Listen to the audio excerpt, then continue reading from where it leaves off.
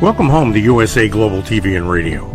Ours is a place where dreams take flight, voices are heard, and stories are shared. This is where cultures meet, connections are formed, and ideas are transformed into action.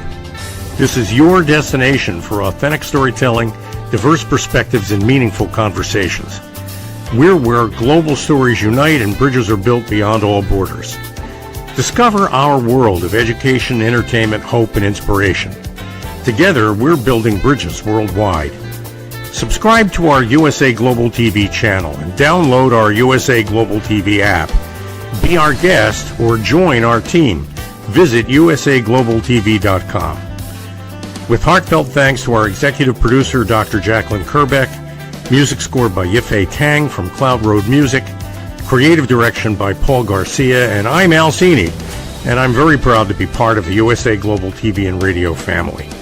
So join us here at USA Global TV and Radio. Make us your home for global connection. All rights reserved. This video and its contents are the exclusive property of USA Global TV and Radio. Unauthorized use, duplication, or redistribution in any form is strictly prohibited. Thank you for being a part of our global community. Let's inspire together. Good morning, everybody, and welcome to Ahead for Business. My name is Al Cini, and today we're going to be asking ourselves and all of you and our guests the question, why do we do the things we do? Why do we pick one service or one product over another? What is it that motivates us to accomplish the things we accomplish? Is it money? Well, Frank Viola is our guest today, and he and I meet regularly to discuss the fact that it's not the money, it's the value that draws the viewer, that draws the customer, that draws the employee to work with you to accomplish the things you accomplish. So without any further ado, I'd like to ask that question of our guest, Mr. Frank Viola. Frank, welcome to the program. Hello, Al. Good to see you. And, it's always a pleasure to see you too. Now, let's start with the definition of value and what value means to you. Well, that's an important question, I think, for everyone. The one thing that we have to get off the table is the fact that value is not primarily economic. Now, there is economic value, but we look at money and we see that dollars and money, and we say that's the value. And really, that's at best a surrogate measure of value.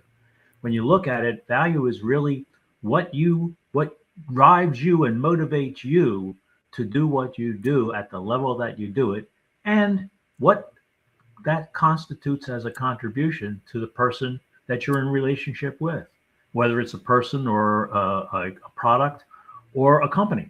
It's all the exchange of value. I think that's a great definition, and I want to explore that a little further with you. I know that you're in the process of writing a book. I've seen a few drafts, and you're really well on your way, I think, to making some really valuable points. If the people who are watching the program are running a not-for-profit, then it's obvious that value is the purpose of a not-for-profit. But even for-profit companies are guided and driven by an underlying purpose that makes a difference in the world. And in that book that you're writing, I think you tell a story about Ruth the florist. Maybe you can relate that story and give us an example of what value means. Yeah, Ruth actually probably was a tipping point in me actually considering what constitutes value. She had a small florist shop, and after the birth of our first child, a friend of mine sent flowers to my wife, and they totally overshadowed anything that I had produced, I bought. And so I said to him, how did you get such great flowers? Why did you spend so much money? And after talking to him, he didn't spend much more money than I had, but he said he got them from Ruth, his florist, and I used Ruth thereafter. And her products, whenever I would order flowers or an arrangement from Ruth, they would come in, and the person who received them would always remark about how fantastic they looked and how well they did. So after a few years, her business grew from a small storefront to 3 storefronts, and I got to know her well. And I asked her one day, I said, Ruth, what's the secret of your success? And she looked at me and said, hey, why do you send flowers? And I said, well, thank yous. I'm sorry. Thanks for your business. She said, no, you have it wrong. You send flowers to make people happy. I'm in the business of making people happy, making people happy. And for that, they give me money. And I stunned. That's a true value proposition. She was in the business of making other people happy, trying to make them make other people happy. And she was recognized for that financially. And that's really what you look at in business. That's really, I love that story for a whole bunch of reasons. One of which is I'm thinking, as you're relating that story, that maybe Ruth at some point in her history might take a Six Sigma class. And from that Six Sigma class, she would learn the process of reducing costs so that she produces a more technically reliable product. But there's a heart and soul to the business as she pursues it that's deeper than just pure efficiency, and which is, it's not just about driving a profit. It's about making people happy. Do I have that right? That's exactly right. That's what her mission became. And everything she did supported the mission. And as a result, finances followed. Okay, now you and I have served on a couple of not-for-profit boards, and including one that we've just recently joined, which is Dr. Jacalyn's not-for-profit board. We'll talk about that a little later. But on those not-for-profit boards, your role has always been the management and shepherding of the finances. But that really is in support of the larger mission of the not-for-profit, isn't it? Yes. Take, for instance, the one that we're acquainted with, a charter school. This particular charter school, the charter school movement as a whole, people look at it and they say they educate children and they do it cheaper than our other schools, public schools do, and they have a high degree of accomplishment. That's not the value proposition of a charter school. The value proposition of a charter school really are the other results that come about. That your child receives an education that nurtures them, that encourages them to explore, that supports his growth as an individual. That's where the value is. And the fact that, again, in that charter school movement, the ones that really do it well provide voice to the parent and of the child, of the student. And the problem with public schools so often is the fact that the parents feel they have no voice. So without voice, you don't feel you have a contribution. If you don't have a contribution, you start withholding. And if you withhold, then the system fails. Giving your participants voice, allowing them to add to the value, encourages them to continue to add even more to the value. And that's what the success of a well-run charter school would be vis-a-vis a generally bureaucratic run public school. I like the way you kind of folded the word voice into this. And these are conversations we've had over many years. First of all, I want to say that the charter school that you mentioned, Community Academy of Philadelphia, is a not-for-profit and an excellent investment for people who have money that want to support education that truly makes a difference to the community and to the students. And so that's my plug for CAP, and I hope people will go look up the Community Academy of Philadelphia. They're coming up on an anniversary, aren't they? Well, in just under 3 years, they will celebrate their 40th anniversary as a school. Their charter will be 30 years next year. So we originally got the charter for the school in 1997. It had existed prior to that as a contract school. So the charter will have its 30th anniversary in 2027, and its 40th anniversary as a school 3 years later. That's amazing. And to succeed at that, obviously, they need to watch the pennies. They need to keep their charter because it's something that requires constant attention and regular approval. And they need to stick with their value, which is what is the difference that they make in the community that they serve. So how on the board have you helped with that? What were those experiences like? Well, obviously getting a charter and being able to control the finances and start a startup like we did. Essentially, it was a startup, although it was a contract school before. So we ended up with a charter actually becoming bankable.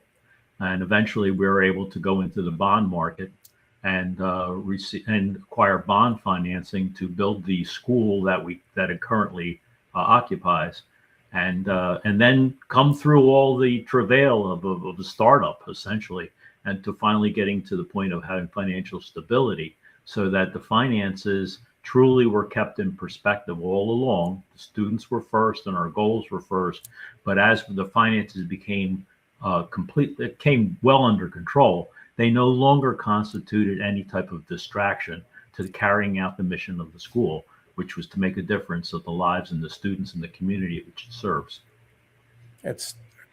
And to do that, they need to listen to a lot of voices. There are the voices of the students, the voices of their families, the voices of the parents, the voices of the faculty and the administrators. And all those voices really need to kind of sing in harmony in order to make the school successful, don't they? Yeah. Okay. And that value is what they sing to. Yes, that's the whole thing, is really getting to the point where an organization, and that happens to be a nonprofit, but it's true for-profit organizations too, have everyone's voice be appropriately heard and recognized. And that ensures that the relationship continues. And don't we want to continue relationships in business?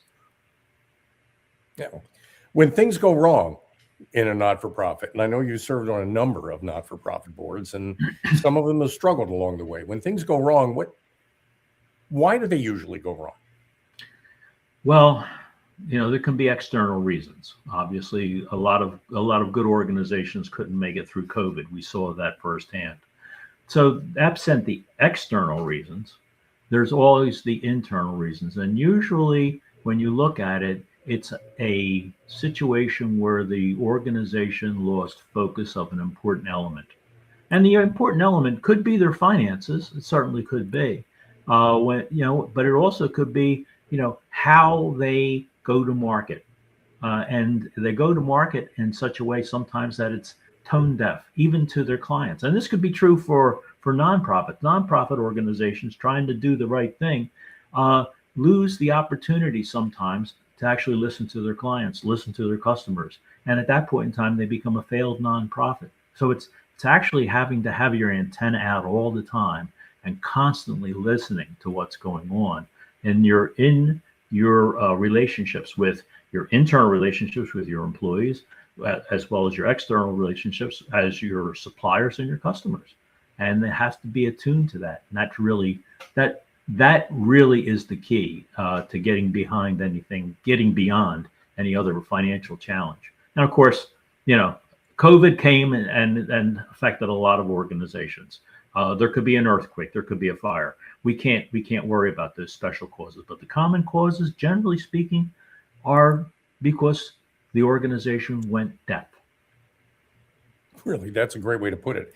So, and a little later on, we'll have a special guest joining the program whose particular superpower is teaching people how to listen deeply and understand what it is people are actually trying to say and interact with them in a way that actually draws that out. And so I'm going to ask you, though, as a person who's been in service on several boards now through your experience, how is it as a board member for a for-profit or a not-for-profit organization? How is it as a board member that you can facilitate the board hearing these voices and responding to them in a way that fuels the success of the organization? Well, board members, people accept membership into a board, a nonprofit board. Well, since we're talking about that, a nonprofit board, for a number of different reasons.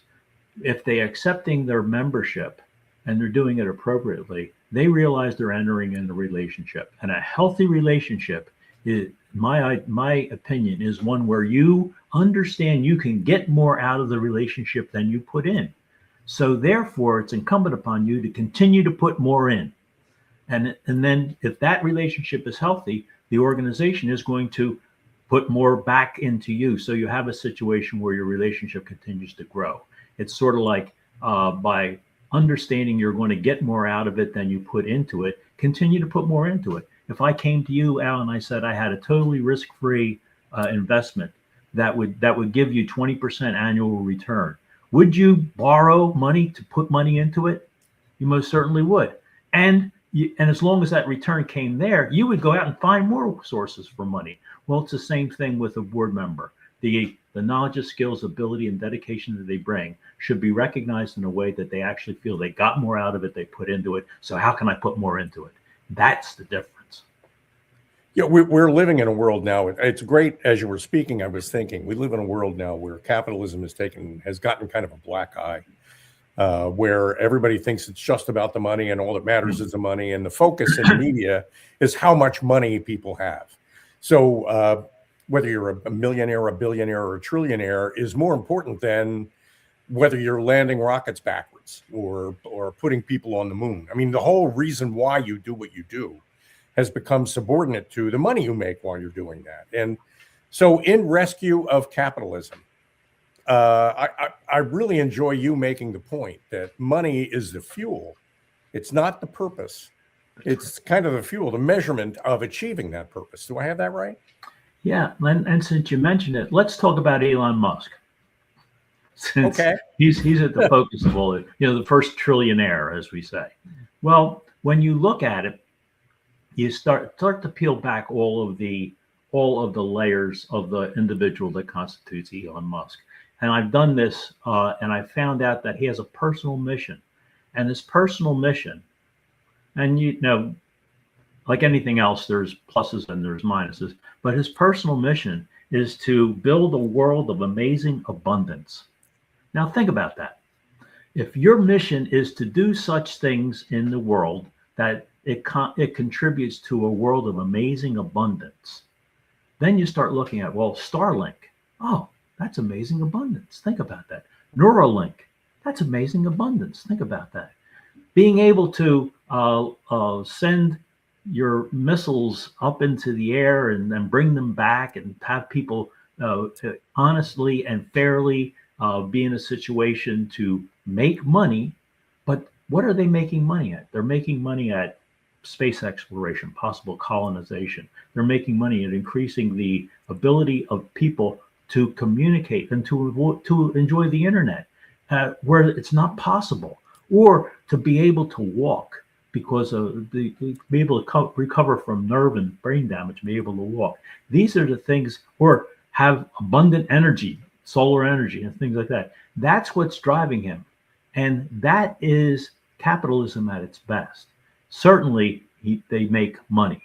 But think about the wealth that's created by alleviating the ability or mitigating the effect of spinal cord injuries, or being able to have some person in sub-Saharan Africa have reliable internet service, or having some situation where a person can look at the stars and realistically think about how we can move out to the stars, or how we can have an orbiting AI data center, so it's up there in the air, and we don't have all this controversy about them using up too much energy here on Earth, because they're up in the air, they're orbiting, and the energy's free. These are the things that he's looking at. That's capitalism at its best. And he's become a trillionaire on paper. And he's getting a bad rap. People saying no one should be a trillionaire. Well, guess what? How much would it be willing for you to have a person who's a quadriplegic all of a sudden be able to walk independently on their own? Can you put a price tag on that? No, that is, to me anyway, the definition of value. And the value chain that you've just defined for me is the human imagination that leads to an idea, where the idea can make impact to the broader society as a whole, positive impact, to help people and make people more capable, more powerful. And that's worth money. And the money then is magnetically drawn to the idea. And that's what we call an investment. And to me, anyway, that's you've just rescued capitalism, and thank you for that, Frank. And we need to take a break. We're going to take a commercial break, and when we come back, we're going to explore with our special guest a new idea and not-for-profit idea. But let's go ahead to the break, and we'll see you back after that. Great. Some people sell homes. Maria Galucci helps people find connection, confidence, and a place to belong. As the broker-owner of Galucci Homes and a Colorado real estate expert ranked among the top 1.5% of real estate professionals nationwide, Maria provides trusted guidance to buyers, sellers, investors, and builders throughout the Denver area and nationwide. But Maria's influence extends far beyond real estate. Raised by deaf parents, she is also fluent in American Sign Language. Her personal journey inspired her book, Raised in Silence, and her commitment to helping people feel seen, heard, and understood. Maria is also the television host of That's What She Said with Maria Galucci on the USA Global TV and Radio Network, where she leads honest, meaningful conversations with women and guests from around the world. Author, television host, broker owner, advocate. Maria Galucci brings experience, heart, and authentic communication to everything she does. Visit GalucciHomes.com and RaisedInSilence.com. Maria Galucci, helping people find their voice, their connection, and their home. Welcome back, everybody, to this special episode of Ahead for Business, where we're talking about value as the reason why people do the things they do, the reason why they select the organizations they want to work for, contribute to, invest in. And we're talking with our guest, Frank Viola. Frank, Maria Galucci, by the way, is kind of a great example of what we've been talking about, because she's a real estate agent in the Denver area. She was a guest, by the way, a few weeks ago on Ahead for Business. And we learned about her journey as a member of a family that was led by deaf parents, and what she had to overcome and how she had to manage that process, and also learn some skills from it.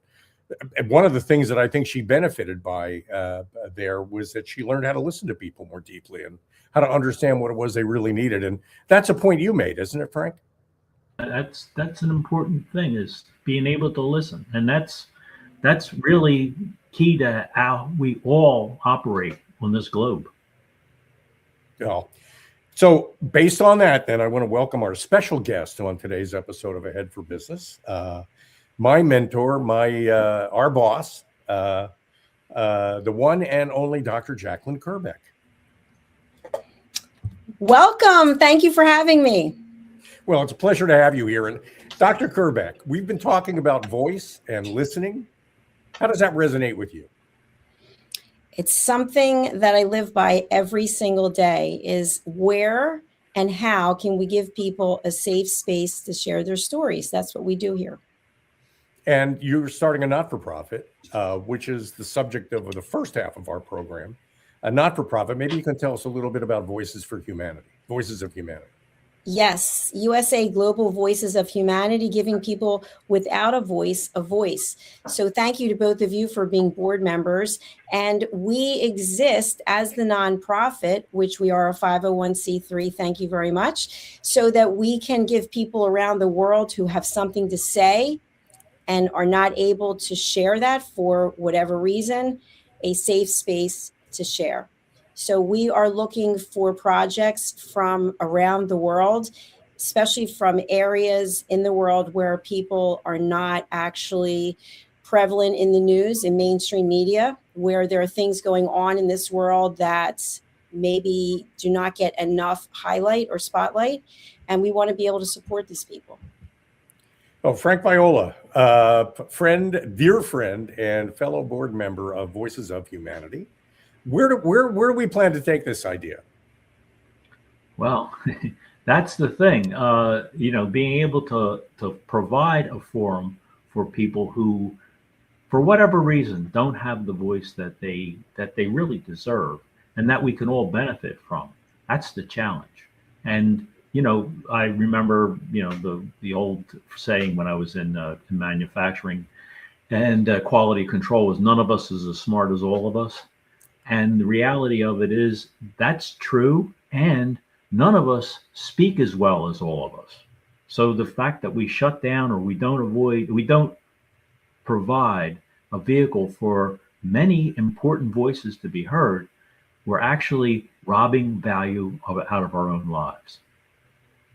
Well, and Dr. Jacalyn, how does that resonate with you? I know you had a particular idea in mind, the value that you offer.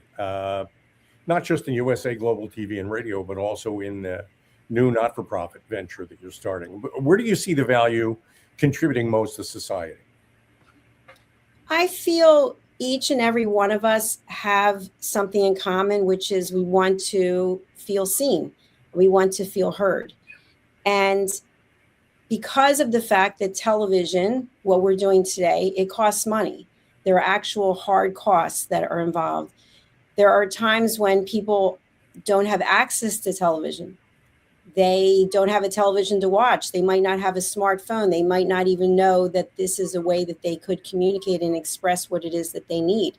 So I feel that by us working together in USA Global Voices of Humanity, that we can actually find these opportunities to give people who have not been heard a place to share their story. So I think with all of the mindset and the brain share that we have with our community here at USA Global TV and Radio, and also with our board members, that we are very well positioned to bring forth projects that are waiting for someone to say, hey, we see you. And I've been contacted already by people saying, you know what, we are a nonprofit and we need some support. We need some spotlight and a place where our people can tell their stories. So in Voices of Humanity, we're looking for, as board members, Frank and I are looking for people to contribute to Voices of Humanity in meaningful ways, invest in the mission of Voices of Humanity. And what is your vision for using the money that we're going to raise in this not-for-profit?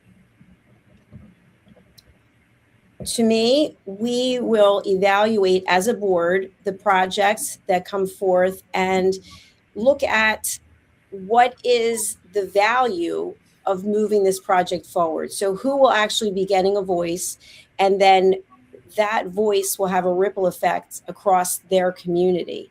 And so how many lives can we then touch? And I really truly believe that with all of our experience in fundraising, that we will be able to find money to support as many projects that are viable that come forward. And Frank, from the point of view of somebody who might want to contribute money to this endeavor, what do you think the payoff is to them as an investor, as a contributor? Okay, so the payoff is, again, when we're going to get back to value. And, you know, money is a surrogate measure of value. So, you know, you say, put your money where your mouth is, and where your treasure is, your heart will be there also. And that's really the value proposition. Where is your heart, Mr. Potential Donor or Miss Potential Donor? Where is your heart? What do you feel is important? And with some of your money, we can ensure that a voice is heard that amplifies or explains or actually just details for the first time something that is a heart matter for you. And that heart matter might be something broad, such as giving voice to the voiceless, or it might be something specific. You know, we have, I'm thinking along the lines, there's tens of thousands of diseases that exist that have such a small number of people impacted. And a small number could be like 50,000 people. So in a planet with nearly 7 billion. So if 50,000 people might be affected by a disease that a nonprofit is trying to raise money to address. Well, you know, for you looking at 7 billion, well, 50,000 is not a lot. But if you're one of the 50,000, it's 100%. That's an example. And we know that there's literally thousands of diseases that exist that affect tens of thousands of people. But they're so small with regard to an overall public health discussion that they're never heard. And that's a problem that an organization like the one that Dr. Jacalyn has been so important, so impactful in establishing, an organization that can give those voices, give those entities a voice, so that those who are concerned about the overall health of people can have an opportunity to contribute and give them voice, so that they could raise the money that they need to possibly mitigate the effects of many of these diseases that exist that literally affect tens of thousands of people out of the 7 billion, and consequently don't get heard. Yeah. Dr. Jacalyn, I know that's a topic that resonates with you. Maybe you can spend a little bit of time on that particular project and how we might be able to develop it. Absolutely. Thank you, Frank, for bringing that up. I'd love to dovetail off of that. We currently have two shows, which are This is Floxed and Beyond Survival. Both are hosted by Talia Smith. And these shows really bring light to the fact that here in the US and all over the world, people are impacted by serious, life-changing, sometimes deadly reactions to pharmaceutical drugs, one of them being Cipro. And so that's how This is Floxed was born. And so what I really have learned from Talia and the guests that she has had and will have, and the people who join in from all over the world, is that people are suffering in plain sight. We don't have to go to another country. Right here in the US, we have people who are paralyzed, who are disabled by following doctors' orders. And I feel that it's important that we hear those voices so that we can collectively look at making a change. For example, to black box drugs. Why are they still on the market? So I'm not going to get on a soapbox, but the point being that I personally have had my eyes opened, even I think it was 2 days ago when we were talking about MRIs with contrast and without contrast, and people coming forward and Talia interviewing them about what happened to them as a result of getting an MRI with contrast. So I think there are people right here in the US who would like to have a voice to try to help other people, because although we don't have all the answers, by sharing our stories, we get the word out so that we can actually make a choice about what path we're going to take when it comes to our own health. That's very promising, and that's something I think we'll all be really proud of when we finally manage to get that launched. And I'm looking forward to working with both of you and getting that launched very soon. It's a very exciting alternative future, and I really like talking about the difference that'll make in people's lives. That's just excellent. Thank you, Dr. Jacalyn. And Frank, I want to talk a little bit more about you and your background. I know that you're a business consultant, and there are not-for-profit leaders out there and for-profit business leaders out there who don't know it yet, but have learned based on our conversation today that the value you bring as an advisor to those businesses is connecting the money with the purpose, with the idea. And that is essentially fueling the rocket, in a sense, that they ultimately take off from. Maybe you could tell everybody now what's the best way to reach you and learn more about what you do. Well, the best way to reach me, of course, I'm on LinkedIn like everybody else, but also, and you can just put my name in, it'll pop right up. My LinkedIn address is my name. So, but additionally, I have my personal phone that I use for business is available for phone calls and for text. That's area code 215-740-1719. Again, 215-740-1719. I have actually two email addresses that I currently monitor, one of which is fjviola@aol.com, and the other one is for education, and that is fjviola@valleyforge, one word, valleyforge.edu. And I have had, again, as Al mentioned, and we talked earlier, we had some long time experience in the charter school movement. He mentioned the Community Academy of Philadelphia, and I'm proud to say that I function as the Community Academy of Philadelphia's ambassador now that I've retired from active board membership. So I still am involved on a regular basis with that administration.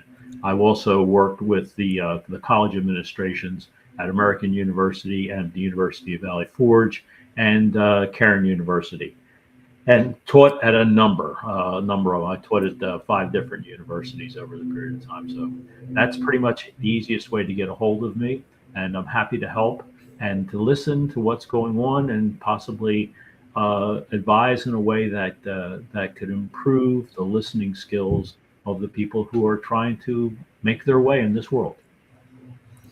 Frank, whenever I talk to anybody who tells me that they're having trouble figuring out things, don't know what direction to move in, not sure how to get out of their own way, sometimes you're the first name that pops into my head. So I'm hoping, based on our brief but wonderful conversation today, people will pick up on the fact that they need to call you for advice. You're the man as far as I'm concerned, and it'll be a pleasure serving with you on Dr. Jacalyn's board for Voices of Humanity. I look forward to being on that board as well. Thanks, Frank. Thanks for joining us today when I head for business. And my name is Al Cini, and I can be reached at al@pro-fit4teams.com. And my phone number is 212-480-3730. And what we do with PRŌ-FIT4TEAMS is help teams find the value that they serve in the organization that they're a part of, in the team that they're a member of. And where we find that, by the way, is inside the raw material of the people that are actually on the team. So our process, scientific process, starts with something we call a discovery audit, which is helping everybody on the team answer the key question that makes a team, which is, who are we? I mean, there are lots of ways to answer the question, who am I, or who are you? But the real key question for any team, in order for that team to be successful, is the question, who are we? And that answer is in your people, and we help you find that. And once we've found it, we can build your team around it. And the result of it is people who enjoy their work more, people who make more of a difference, people who have more of a passion for the work they do. And if you're the leader of that team, then you get results from that. It's not about the money, though. It's about making the difference. And we help humanize and personify that difference that your team makes. So I hope you'll reach out to me, 212-480-3730, or al@pro-fit4teams.com if you'd like to learn more. And I want to thank everybody, especially our producer and my frequent co-host and terrific guest on this program, Dr. Jacalyn Kerbeck, for everything she does at USA Global TV and Radio, and now at Voices of Humanity, which I think is going to be a wonderful endeavor. So thanks, everybody, for joining us today on Ahead for Business, and I'll look forward to seeing you all again right back here next Thursday at 10 a.m. U.S. Eastern Time. Every great story begins with a vision. At USA Global TV and Radio, for years, we've been providing world-class education, entertainment, inspiration, imagination, connections, and hope.